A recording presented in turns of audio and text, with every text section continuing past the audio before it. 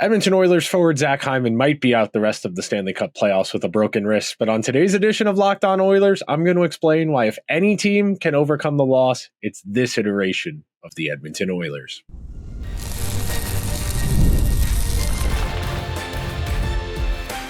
You are Locked On Oilers, your daily podcast on the Edmonton Oilers, part of the Locked On Podcast Network, your team every day. Hello, everyone, and welcome to this Thursday pre-Game 5 edition of Locked On Oilers. I'm your host, Nick Zararis. This is my third NHL season with the Locked On Podcast Network, my second Oilers playoff run as host of Locked On Oilers. This is my 10th NHL season of digital hockey content, which every time I say that is part of the show intro blows my mind because it makes me feel really old. I still feel like a freshman going into college, but we got a really jam-packed show for you. But before we get there, I want to thank everyone that is making Locked On Oilers their first listen of the day. Locked On Oilers is a part of the Locked On Podcast Network, your team every day. And today's show is brought to you by our friends over at FanDuel, where right now, new FanDuel customers can get $200 in bonus bets if your first $5 bet wins. So on today's edition of Locked On Oilers, we're going to walk through our normal 3-segment format, our opening salvo. We're just going to wax poetically a little bit about Zach Hyman, what he brings to the table, what the Oilers are going to be missing with him out of the lineup. We're going to pivot to talking about why the lineup's overall depth that didn't manifest a whole lot in the regular season is so crucial this time of year in the postseason. And then we'll tie a bow on it. I think the Oilers are going to be okay. And to start things out, there is no replacing Zach Hyman. His skill set, especially in these playoffs where he's hit everything that's moved as the best forechecker in the Stanley Cup playoffs, there is no recreating that skill set. Sure, they have Evander, Kane, they have Kasperi Kapanen, they have Vasily Podkolzin. They have players who are comfortable throwing their bodies around, who are good on the forecheck. They have Corey Perry, who can work the net front as a reasonable facsimile in Hyman's absence. But Zach Hyman is a real heart and soul kind of player. And I generally try and refrain from giving those anecdotal descriptions of players because they're not very helpful. They're not very descriptive. But when you marry Hyman's skill set to how he plays, that ruthlessness on the forecheck, his willingness to hit everything that moves, his puck skills as a career 13-14% shooter, which is above league average, and somebody who's really found a home in Edmonton that he might not have found if he had signed somewhere else as a free agent a couple years back. So you don't replace a Zach Hyman, and I have to make the joke, but if you're tired of the Moneyball references, I'm sorry, but you keep trying to replace Zach Hyman, and I keep telling you we can't. You're not going to recreate Zach Hyman. You might be able to recreate him in the aggregate, but that's where we're at. But before we get there, let's think about Zach Hyman's role in the abstract. We're talking about the first line right wing, the first power play unit's net front guy. Those are two crucial roles. Zach Hyman is the Oilers' fourth most commonly used forward after McDavid, Draisaitl, and Ryan Nugent-Hopkins. And the Oilers have plenty of depth, and we're going to talk more about this as the episode goes along, so I don't want to step on my toes. But the reason this lineup feels different than last year and why it's been so effective, in particular in this Stars series, is they have multiple lineups that are capable of playing different styles. They are not entirely conducive on creating off of the zone rushes and the quick strike. They are not entirely dependent on working the cycle and creating high to low. And in the regular season, you saw the Oilers really struggle at times to make that game-winning play, to make that game-swinging play. And those plays generally are going to come in transition. They are generally going to come from your team's best players, but the Oilers in the regular season, I'm not going to say they were playing coy, but for lack of a better word, there was not as much of an emphasis on the postseason, on the regular season, because they knew the expectations. They knew what was coming on the horizon. And to have that is a luxury, but that's one of the perks of being such a veteran-laden team is that you have the capacity to be as prepared as you possibly can when you are the average oldest age team in the entire NHL. When you go out and you add a John Klingberg, who's got close to 100 career playoff games. You add a Jake Wallman, who has never played in a playoff game before being an Oiler this year, but somebody who's got a lot of NHL experience. That matters. And that mindset, that preparation, it is very evident when you watch how the Oilers respond to adversity. And they have faced adversity in this series. I understand they won in the second round against Vegas in 5 games. They won in the first round against LA in 6. They are poised to win this series against Dallas in as few as 5 games. And you don't get there by accident. But you think about where the Oilers were after game 1 of this series, where they were winning the game 3-1 and they lose the game 6-3. You think about where they were in game number 3 against the Kings in the first round. You think about losing the game to Vegas with 0.4 of a second left in regulation. That's real adversity. As somebody who watches a lot of NHL hockey, you think about some of the other teams around the league in those similar situations. You think about how the Leafs entirely capitulated in game 7. You think about some of the New York Ranger meltdowns in the later rounds against a Tampa Bay or a Florida. You think about the Sharks, all of those playoff series, the Ducks. I could go on and on. And yes, I'm talking about the Corey Perry, Ryan Getzlaf Ducks of like 7 to 10 years ago at this point, which is a horrifying thing to say out loud. God, do I feel old. But the one last point I wanted to get in on in this opening segment, because I do think I have a good perspective on this that is worth sharing.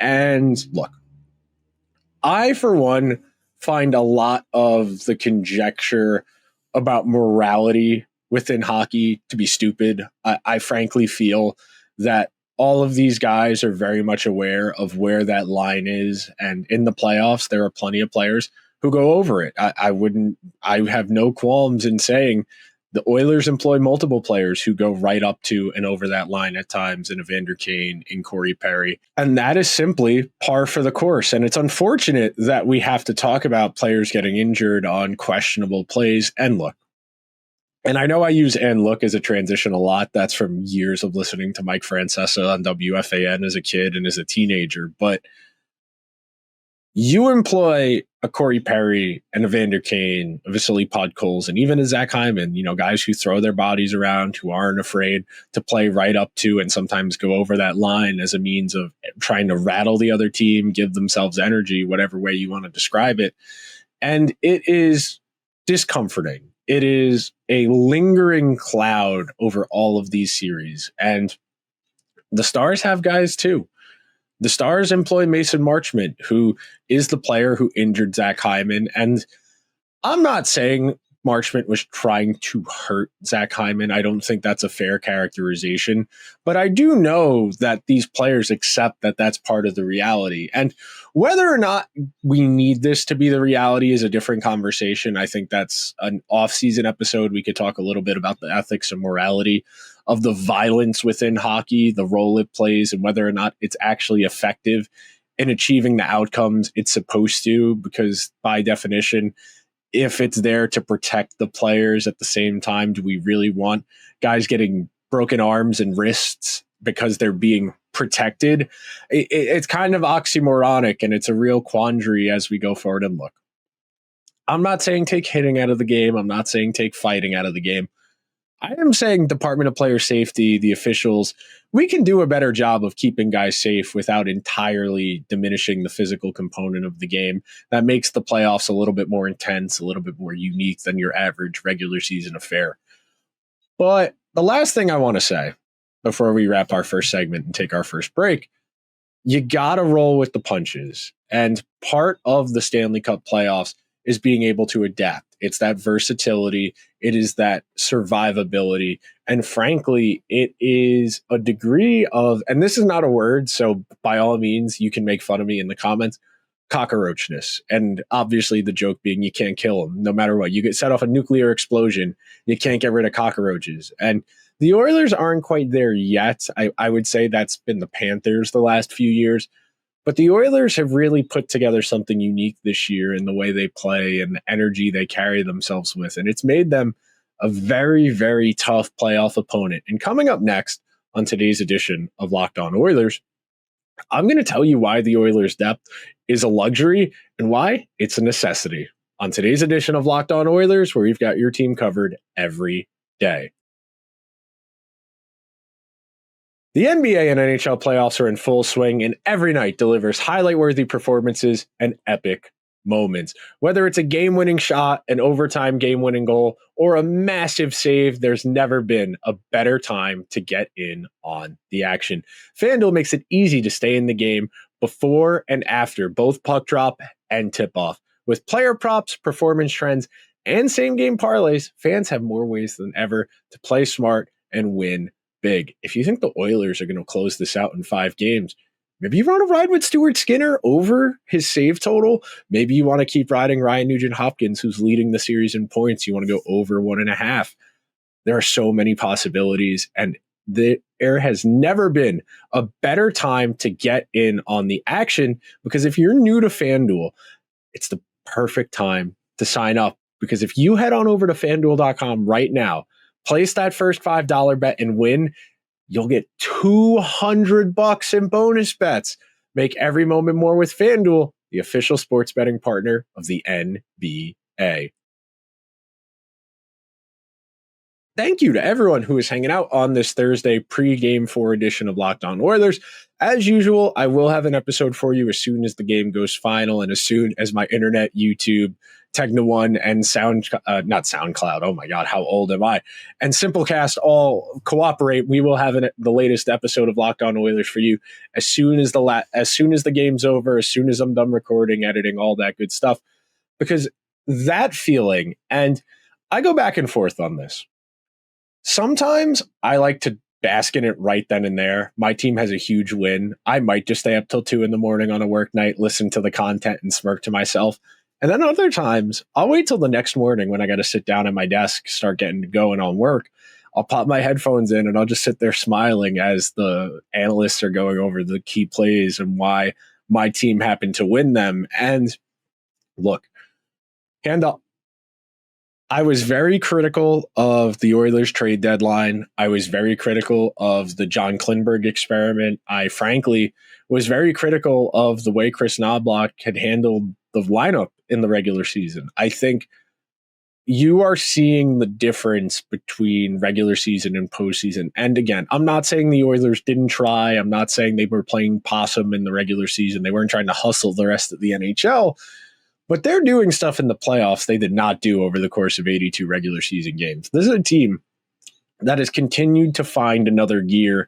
And with each passing rounds, they have continued to elevate their games. I have no hesitation in saying the Oilers that beat the Golden Knights were better than the Oilers that beat the Kings. And the Oilers that are beating the Stars presently are playing a lot better than the Oilers who beat the Golden Knights. It's really the ideal scenario because you are showing the ability to keep getting better, continue to elevate your game. And when you have that in your back pocket, the capacity to keep playing better, to keep getting better. And that's why the other day before game 4, I was talking about, well, they still haven't had a great power play game in this series yet. And then they dropped 2 power play goals, and those were the goals that gave them the control of the game. Ultimately, the empty netters put it away. But you sit here and feel that losing Zach Hyman, which is a massive loss, like I don't mean to understate how important a player Zach Hyman is. He is one of the better players in the NHL, someone most teams could not afford to replace. But the Oilers aren't trying to replace Zach Hyman. They are trying to replace Zach Hyman's production. And with the depth they have and the guys who've been sitting, that's a little more manageable. And this does create a trickle-down effect where you are going to need guys to fill in, to play more. I think that conversation, of course, starts with Evander Kane, someone who has played top 6 minutes earlier in the playoffs, doesn't have as much juice as he did in the LA or the Vegas series yet, but he's also playing less minutes. He's playing a little bit lower in the lineup. That's someone who has top 6 capacity, someone who has been a 25 goal scorer in the NHL, someone I think who has a little bit more juice to squeeze if his energy levels are where they need to be. I know he had left game 4 at one point because he was getting maintenance on his neck. He was getting worked on the bench. They brought him down the tunnel to get worked on a little bit more.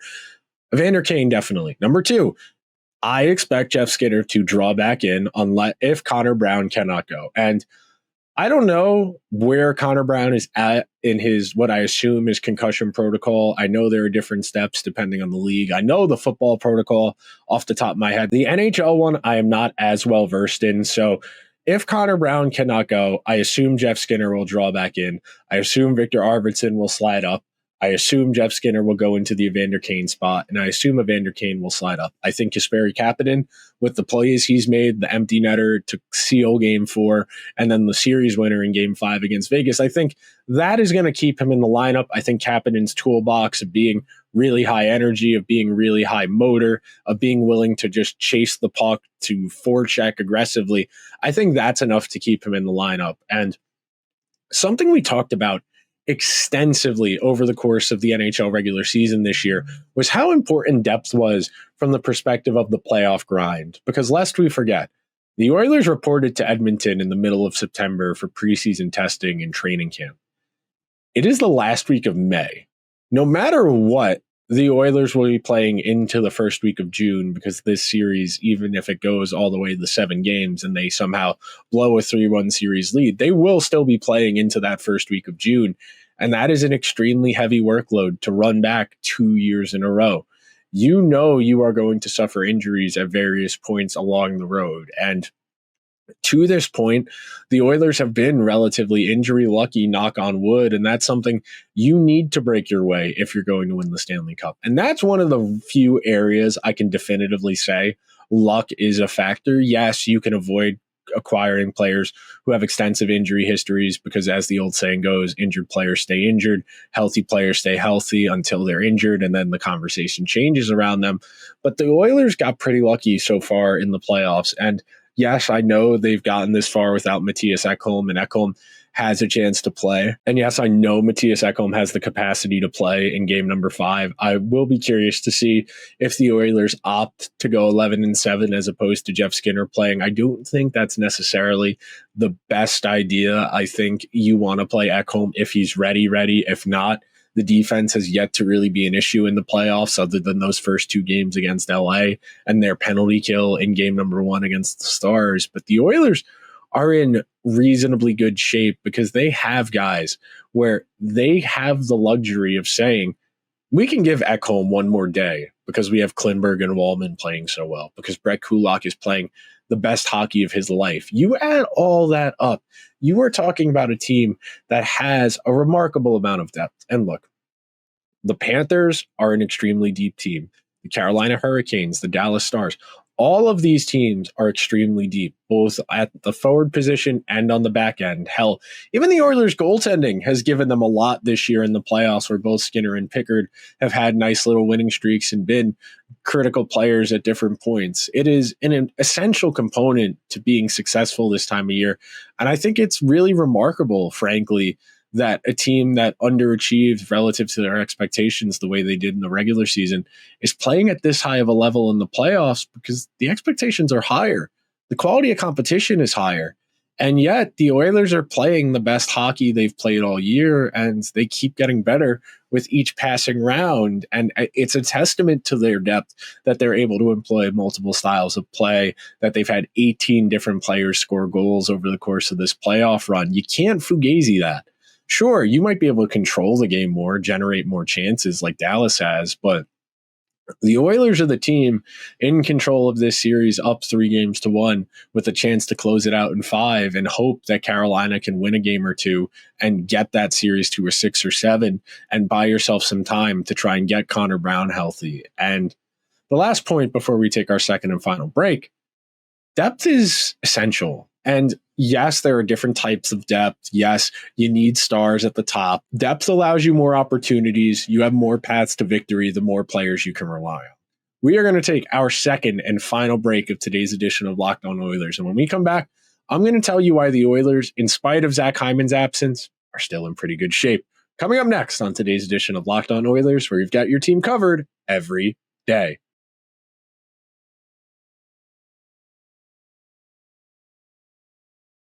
Thank you to everyone who is hanging out on this Thursday edition of Locked On Oilers ahead of game number 5 between the Edmonton Oilers and Dallas Stars. And you got to take your deep breaths. You got to not count your eggs before they hatch. I really want to stress that. I am a very superstitious person when it comes to tempting the hockey gods. The series of smarmy comments I got in the LA series when I thought Arvidsson got away with that penalty at the end of that game and it broke their way. Excuse me, no, the Vegas series when Braden McNabb, that you see how my brain works. You just watched my real-time stream of consciousness come together, but I don't like tempting the hockey gods. I have a lot of Panthers Oilers jokes in the queue ready to go should that happen again, but not a second before it's clinched, because you don't take anything for granted in the Stanley Cup playoffs. We see 3-1s. It happens. But sitting here right now, knowing the Oilers have enough depth that they can offset most of the loss of Zach Hyman, it gives you a little bit of breathing room. You can exhale and you can go from there. That's not saying they're going to win. That's not saying they're going to win the Stanley Cup. That's saying they have the capacity to win this series and to win the Stanley Cup. And this is going to sound a little meta, a little higher of thought, if you will, and going to sound a little dumb to some people, but I think if you go into every game with the expectation, or the feeling that your team can win the game, they don't have to do anything crazy outside of themselves to be able to go about winning the game, that's about as good a feeling as you're going to get. And I talked about this pretty extensively on yesterday's show, so if you're an everydayer, I apologize, but the Oilers' lack of mistakes, the clean hockey, the 1-2 pucks out, the I'm going to skate the puck out of trouble, the rim play directly to a waiting player who's eager to break out. The Oilers have continuously played safe and relatively sound hockey. Yeah, they're going to have defensive breakdowns. It's impossible to play perfect defense for an entire game. It's just not realistic. But the Oilers have shown you multiple paths to victory, relying on their offense, their defense, their goaltending. They have shown you the capacity to win high-scoring games. They have shown you the capacity to win low-scoring games.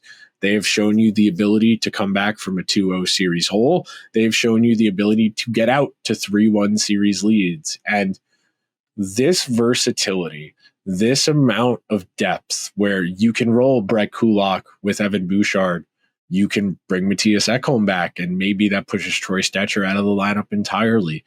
You can opt to go 11-7 and keep Jeff Skinner in the press box if you're Chris Knobloch. You have so many possibilities, and it's a real luxury. And I was very harsh on the Oilers trade deadline because I didn't feel that Trent Frederick was a particularly noteworthy acquisition, because I felt that Jake Wallman, though a good hockey player, would not be a series-deciding player. And I don't think that was the intention, but I didn't entirely see the vision there. And then you get kudos for John Klingberg working out, because he's playing really effective hockey in a non-crazy sheltered role. It's a good feeling to have when all 7 of your rotational defensemen, including Stetcher, and we'll count Ekholm in there as well, are dependable. None of them are making the crazy volatile play. And all the credit in the world to Darnell Nurse for having a significantly better playoffs than he did last year. Nurse last year was probably the Oilers' most vulnerable defenseman. He wasn't healthy entirely, wasn't skating well, he was turning the puck over a whole lot. And look, the conversation may change about Nurse's playoffs come another round, should the Oilers be fortunate enough to get there. But at least for right now, it's hard to find something to complain about when it comes to Nurse. It's hard to find anything to complain about, really, when it comes to the defense. They have gotten so much out of their group, and it's really been a treat to watch that we're sitting here saying, well, I guess give Ekholm one more game. If they really need him, he can go in Game 6 should they get there, or in Game 1 of the Stanley Cup Final. That's a real luxury to have, because you see what happens to teams when they force guys back in the lineups before they're ready. I will always think about Game 7 of the 2015 Eastern Conference Finals, where Ryan McDonough broke his foot in Game 5. He played Game 6 and Game 7 with a broken foot. The Rangers went 11 forward, 7 defensemen. They gave him a treatment that effectively froze his foot so he couldn't feel it, the break. And 5 minutes into the game, the adrenaline had burned it off so fast that he basically couldn't play the entire backstretch. And McDonough was only playing because he knew how desperately his team needed him out there. And if you have the luxury of giving your guys one extra day, one extra game, That matters. That's why beating the Kings in 6 mattered. That's why beating Vegas in 5 mattered, because it was able to give Connor McDavid and Leon Draisaitl, who had looked tired and frankly a little bit worn down in the later stages of that Kings series, an extra day or two to recoup, to get their juices going again, and to really put themselves in a position to be able to take advantage of a bit more of a worn out, tired team in Vegas, who had played a really tough first rounder against Minnesota. And now sitting here in the conference finals, 1 game away from a return to the Stanley Cup Final, you got to take this for what it is. And it's a little early to do the waxing poetic about how beautiful it is, how good this team is, but you got to take these moments in for what they are. And putting together consecutive performances the way they did in games 3 and 4, you got to sit here and you got to smile and think, wow, we really might do this. And look, hope is a very dangerous thing. Word to Jeremy Renner in Endgame. I understand people who are reticent to believe, to hope, but this is a team that has the capacity to beat every team in front of them, to win a game any given night. They have a multitude of ways of going about doing it. They have a coach who has continued to press the right buttons for a second straight playoffs. And you got to take that in with a smile. You got to take that in and nod a little bit and say, okay, job's not finished, but we're in good shape. We take advantage of our situation. We use our depth. We control one more game. We go to the Stanley Cup Final. Maybe we get our lick back. It's as good a place to be in as you can be in right now. But that will do it for today's edition of Locked On Oilers. If you could be so kind, please subscribe to the show wherever you get your podcasts. If you happen to be listening on Apple or Spotify, a 5-star review would mean a lot. If you're watching over on YouTube, hit that subscribe button, hit that like button, leave me a comment. What about the Oilers' depth has impressed you the most? I will talk to you guys tonight after the game, but real quick, be sure to check out Locked On NHL, Locked On NHL Game Night, breaking down the biggest action and storylines from across the NHL during the Stanley Cup Playoffs. I'll see you guys later tonight, and until then, let's go Oilers.